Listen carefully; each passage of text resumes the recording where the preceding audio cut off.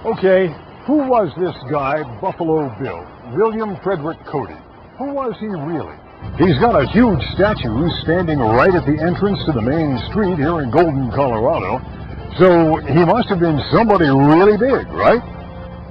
If you said yes, you are absolutely correct. But to many kids, even if they've heard his name, he's just an old guy in a buckskin cowboy suit who appeared in a lot of old movies and old books. And he doesn't really seem to have a lot of relevance in today's hooked-up online internet world. But the American West of today takes a lot of its shape from the influence of that old guy in his fancy beaded buckskin cowboy suit and some of his buddies. Bill made a lot of his contributions right here in Colorado. Golden, Colorado is about 13 miles outside of Denver. It's a colorful little community that's home to the Coors Brewing Company and the world-renowned Colorado School of Mines. And this very cool little city has built a pretty good tourist business based partly on the presence of Buffalo Bill's grave and his museum. Both are perched on top of Lookout Mountain, right above the city of Golden and overlooking the Great Plains in Denver. Buffalo Bill was a Civil War soldier, a scout for the Army during the Indian Wars, and even a Congressional Medal of Honor winner. But he's best known for the Buffalo Bill Wild West Show, which operated from 1883 to 1916. His promotional abilities produced millions of dollars in revenue and tours of the United States and Europe as well. Buffalo Bill may have been our country's first superstar. He was a Steven Spielberg. He was a Bob Dylan. He even knew the Old West best guys and worst guys. He was a lifelong friend of Wild Bill Hickok, and even hired Hickok to be in the Wild West show. He even knew Wyatt Earp and Bat Masterson. When the century turned in 1900, Buffalo Bill was the most recognized person on the planet, even more famous than the presidents, kings, and emperors who had attended performances of the Wild West show around the world.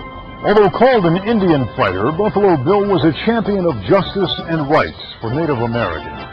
He also was an outspoken supporter of women's rights, long before it became popular.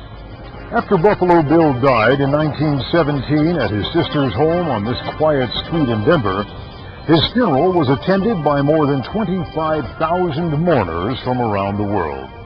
It still stands today as one of the biggest events of its kind in Denver and the country, and thousands of visitors from around the world visit his grave on Lookout Mountain every year. Buffalo Bill helped form the American West by bringing it to the eastern establishment of the time, and that attracted development and growth.